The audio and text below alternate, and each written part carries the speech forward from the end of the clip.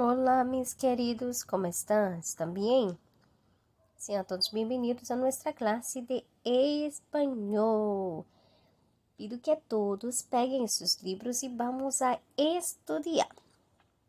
¿Se acuerdan que en la semana pasada nosotros demos la continuidad, introducimos la unidad 5, ¿cierto? Y aprendemos allá sobre algunos hábitos alimenticios. ¿Ustedes se acuerdan?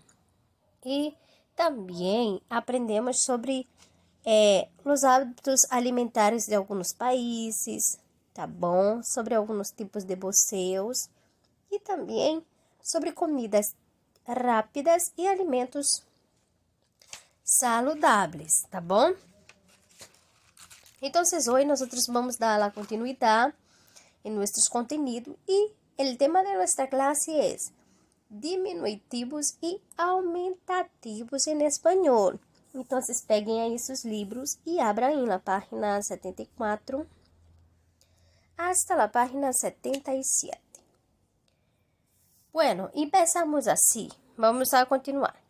Miren que está já na página 74, herramientas, diminutivos e aumentativos. Vamos a ler, acompanhe aí juntamente comigo. Há uma figura mostrando duas pessoas que estão ao lado em uma mesa. Vamos a ler o que elas estão realizando. No, abuela, corre os palillos assim com uma mano. Ups, me ha salido uma bufanda. Atenção. Há uma palavra aí que se chama corre e outra palillos. Corre não significa correr. Corre em espanhol significa pegar algo, tá bom? E pôr em las manos. Então, no, abuela, corre los palillos, assim, com uma mano. Los palillos, nós outros chamamos de palo ou palitos aqui em português, não é? Ups, me ha salido uma bufanda. Então, vocês vão verificar aí, o sentido de humor na vinheta se construye a partir de. Qual é o sentido de humor? Qual é o sentido do humor nessa pequena vinheta? Miren que tem uma avó que pega os palillos assim com uma mão. Ela apenas pega os palitos para tecer, para terrer com apenas uma mão e depois terminou uma bufanda. Certo? Então, qual o sentido de humor nesta vinheta? Se construye a partir de del hecho de usar palillos para comer, de la incapacidad de la nieta en mostrar cómo se usan los palillos, de la habilidad de la abuela para tejer. Qual é a alternativa correta? Vocês vão verificar aí e marcar a correta, tá bom? Então, vamos a continuar. La expresión palillo en el diminutivo es el diminutivo de qual palavra? Eu falei de palo, certo? Que nós outros chamamos de um pequeno pedaço de pau, né? De madeira. Isso se chama palillo. Então, o sufijo illo es uno de los que solemos usar para formar el diminutivo. Pero hay outros, os mais usados são. Então, vamos a conhecer. Abra em el libro, en la página 74. Tenemos el diminutivo ita, cito, cita e illa. Diminutivo ita se usa quando hablamos la palabra casa y el diminutivo de esta palabra es casita. Cito se utiliza cuando vamos a usar el diminutivo de la palabra café, cafecito. Cita, cabeza, cabecita. Illa, mesa ou mesilla. ¿Está bien? Entonces, estos son algunos diminutivos en español. Ahora vamos a conocer algunos alimentativos también. Pero primero vamos a ver este ejemplo. Se utilizan los diminutivos generalmente para indicar el tamaño, pero también se los utilizam para criar um tono carinhoso, certo? Utilizamos também para falar com carinho a respeito de alguém ou de alguma pessoa, tá bom? Por exemplo, voy a hacer um postre para mi amorcito. tono carinhoso, num tom carinhoso. Por exemplo, um postre, que seria? Um postre é uma sobremesa, um tipo de dulce, ¿está bien? Outro exemplo, ellos hicieron un dulcete cualquiera para la fiesta, tono despectivo. Ou seja, esse dulcete está em aumentativo, ¿está bien? Entonces vamos a conocer algunos aumentativos en español. Y los aumentativos más comunes son formados a partir de los siguientes sufijos. Miren que los sufijos son estas terminaciones en el final de la frase. Oti o ota. O ona. Aso o asa. ¿Tá bom? Vamos a los ejemplos. Oti o ota se utiliza cuando vamos a hablar la palabra beso y ¿cuál es la terminación? Besote o besota. On o ona. Plato, platón. ¿Tá bom? Aso o asa. Pelota o pelotazo. Esto es algunos tipos de aumentativo. E se pueden usar aumentativos de forma despectiva. Esse tio é um dormilão. Esse tio é um dorminhoco, né? Aumentativo de dormilão, de dormir. Então, a tarefa de vocês agora, depois dessa explicação de diminutivos e aumentativos, é investigar, pesquisem 10 palavras em espanhol e coloquem o aumentativo e o diminutivo dessas palavras. Vocês vão verificar aumentativos e diminutivos, certo? E vão poner na frente da palavra. E vocês vão sacar a foto e mandar para que nós possamos fazer as correções. ¿Está bem? Então, vamos a continuar. Na próxima parte, en la página ainda 74, en la parte te toca a ti, un poco más abajo. Reescribe el texto a continuación, sustituyendo las palabras en negrita por sus diminutivos. Tenemos en el texto las palabras dulces, que están en negritos, chocolates, frutas, bombón, helado y calor. Entonces vamos a leer el texto. Me gustan mucho los dulces, pero me encantan los chocolates. Todos con almendras, con frutas. Todos los días me como por lo menos un bombón, un helado.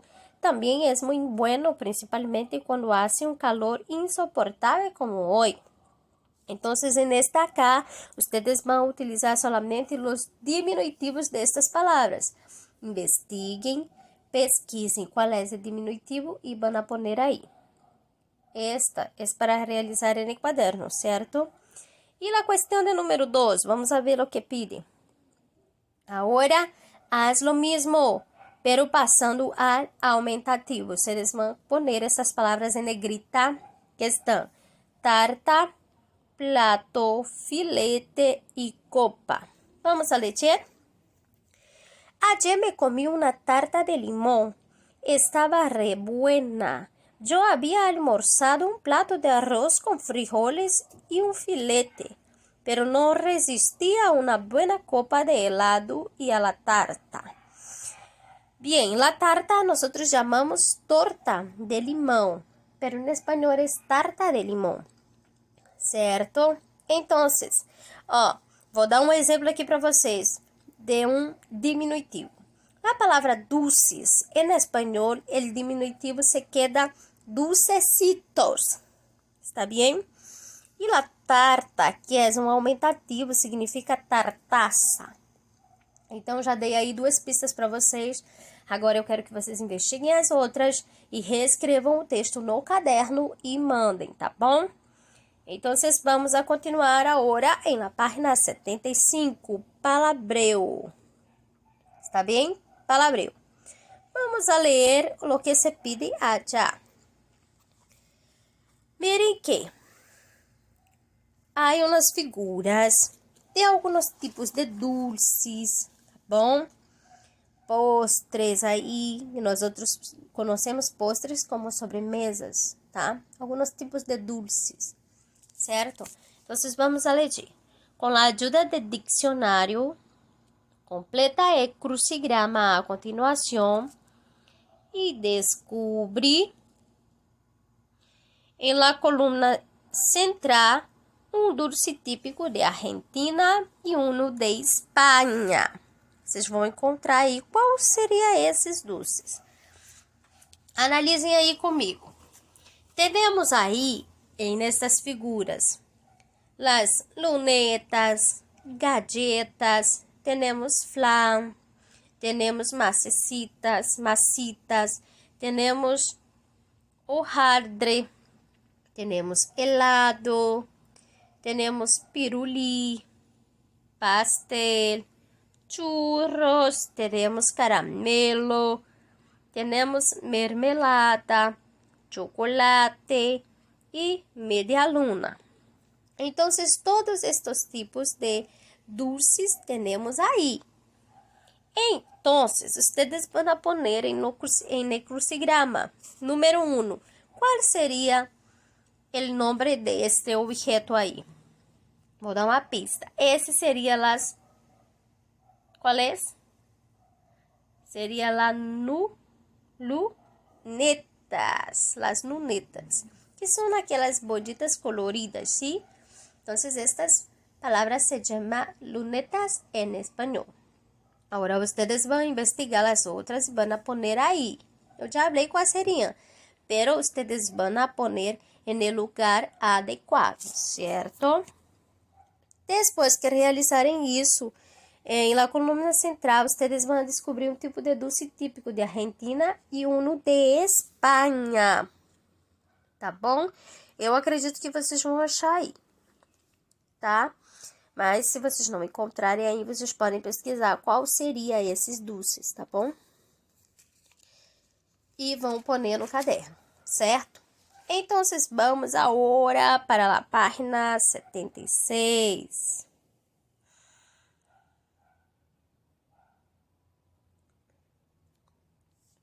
Como lo oyes, acá ustedes van a escuchar algunas rutinas alimentarias. Yo voy a poner la pista 9 y ustedes van a escuchar. Cuestión número 1. Escucha el artículo y conoce las ventajas de planificar tu alimentación. Quando hablamos de planificar, estamos hablando de mejorar e adquirir algum bom hábito alimentício, certo? Então, vamos aí a escuchar. Eu vou poner a pista e vocês vão oír com atenção para depois contestarem, certo? Em la questão de número 2, señala las ventajas de la planificación alimentaria de acuerdo a lo que oíste. Letra A. Ir al supermercado muchas veces. Letra B. Mejorar la calidad de los nutrientes consumidos. Letra C. Ahorrar tiempo. Letra D. Quedarse frente a la heladera eligiendo la cena. E. Reducir el estrés. Y F. Llevar una alimentación más equilibrada. ¿Cuál sería las alternativas que se habla en el audio, en la pista? Entonces puede haber más de una y ustedes van a poner ahí, ¿cierto? La cuestión de número 3. Acompañe ahí lo que se pide allá. Mira las imágenes y organízalas de acuerdo a los 3 pasos de alimentación planificada. Miren que el primer paso habla planificando el menú. Paso 2, haciendo compras. Y paso 3, adelantando preparaciones. Entonces, ustedes van a observar las figuras y van a poner los numerales en el lugar adecuado. Na primeira, o que você observa nessa primeira? O que seria ela? Seria planificação e menu? Seria haciendo compras ou seria adelantando preparações? Quando hablamos de adelantando, preparando as porções, mostrando qual seria o ingrediente aí utilizado, tá bom? Miren que também temos as outras figuras. Que seriam elas? Ustedes van a marcar os passos corretamente. Passo 1, passo 2 e passo 3. Está bem?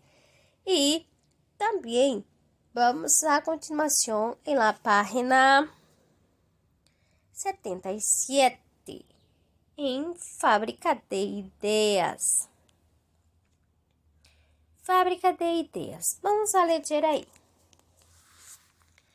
Em todos os pueblos e culturas, as eleições alimentares estão condicionadas muito a menudo por todo um conjunto de crenças religiosas, determinações de diversos tipos e alcance, assim como por concepções dietéticas relativas a lo que es bueno o es malo para el cuerpo y para la salud. Conoce algunas elecciones alimentarias que son tabú en algunas comunidades culturales y en otras son alimentos. Entonces ahora nosotros vamos a conocer algunos tipos de alimentaciones que son tabú en algunas comunidades culturales y en otras son alimentos. ¿Certo? Entonces, preparados aí em la página 77 do livro Ano A. Abra aí, vamos a acompanhar. Bien, temos aí, elecciones alimentarias estão en el recuadro com detalles verdes. São tabú e são alimentos. Las ranas são tabú em Estados Unidos, Inglaterra e judaísmo, pero son alimentos en Francia, España, Asia, México e Italia. Los perros. ¿Qué son los perros? Los cachorros, né? Os cachorros aqui em português. Los perros são tabú em Europa e em América. São alimentos em China, Coreia e Congo. E os insetos? São tabú em Europa, Estados Unidos, pero são alimentos em Ásia, África, México e tribos amazônicas. ¿Está bien? Temos também os gatos. Os gatos são tabú em Europa e América, pero são alimentos em China, Coreia e Espanha, Astúrias, León, Galícia, Extremadura e Portugal. Quando estamos falando de Europa, é alguma parte de Europa, tá bom? Porque a Espanha está em Europa, pero em outras regiões de Espanha não se consome, pero allá em Espanha sim, certo? Por isso que eu devo explicar estes pequenos detalhes para vocês. Principalmente na parte da Espanha é Astúrias, León e Galícia e na Extremadura, certo? E também temos em Portugal. Caballos, Estados Unidos, são tabú em Estados Unidos, Inglaterra e Austrália. Austrália. São alimentos em França, Itália, Alemanha e Espanha. Las ratas são tabú em Europa e América, pero são alimentos em Ghana, Tailândia, Espanha e Valência, principalmente em Valência, na Espanha, tá? Las vacas são tabú em hinduísmo, pero são alimentos em cristianismo e islã. Las tortugas, que são as tartarugas, são tabú em judaísmo, pero são alimentos em Ásia e América. Os cerdos são tabú em judaísmo e em islã, pero são alimentos em cristianismo. Os pájaros cantores são tabú em Alemanha, pero são alimentos em Bolívia, Itália, França, México, Espanha e Portugal. Las arañas são tabú em Europa, Estados Unidos, pero são alimentos em em Laos e tribos amazônicas. Também temos as morcillas ou outros com sangue. São tabu em Islã, testigos de Jeová. Pero são alimentos em Argentina, Chile, Bolívia, Equador, Estados Unidos, México, Espanha, Uruguai e Venezuela. ¿Está bem? Depois que vocês já conheceram aí alguns tipos de alimentos que são tabu e em outros são alimentos consumidos realmente em alguns países culturais aí, porque depende tudo da cultura. Sabemos que tudo que nos cerca é cultural. Então, em cada país, se é uma cultura, se algo é proibido aqui no Brasil, com certeza em outro país não seria proibido. E aquilo que é proibido lá não seria proibido aqui. Então, tudo isso são costumes culturais, certo? Agora, o desafio de vocês é: haz uma investigação mais profundizada acerca dos hábitos de alguns desses países e escreve um artigo de opinião sobre o tema. Então, vocês vão verificar aí um desses países, tá? E vão fazer uma investigação mais profundizada, vão investigar em fontes confiáveis, tá? Em sites oficiais. Vocês vão escrever um texto que tenha introdução, desenvolvimento e a conclusão sobre o tema. E vocês também podem trocar ideias, tá bom? Com os colegas. Só que vocês vão precisar escrever no caderno e mandar para que nós outros possamos discutir, conversar sobre como é que está sendo passado este tema. De que forma vocês compreenderam, sabem? E vão escrever em seus cadernos. Pero tenho alguns exemplos aqui. Em algumas regiões de Brasil também se consome morcilla. Em português se las chama morcela ou morcilla. Vocês vão verificar qual seria o significado dessa palavra, tá bom? Morcilla. E vão colocar no caderno de vocês, tá bom? Mas não esqueçam de escrever o texto contendo introdução, desenvolvimento e a conclusão. Observe que o nosso objetivo é que vocês trabalhem a leitura, a escrita e vocês escutem com atenção a língua. Por quê? Quando nós outros escutamos, escrevemos e hablamos, nós outros temos mais facilidade para compreender o idioma que está sendo trabalhado, certo? Então, por favor, não esqueçam de escuchar, ler e escrever em espanhol para melhorar a língua, para melhorar a habla, a escrita, tá? Para que vocês tenham um lexo muito maior em la língua espanhola. Então, vocês aproveitem, mandem a foto para mim e nós vamos discutir aí a ideia que vocês colocaram no caderno sobre o texto, tá bom? Agradeço a todos e não esqueçam, bom estudo!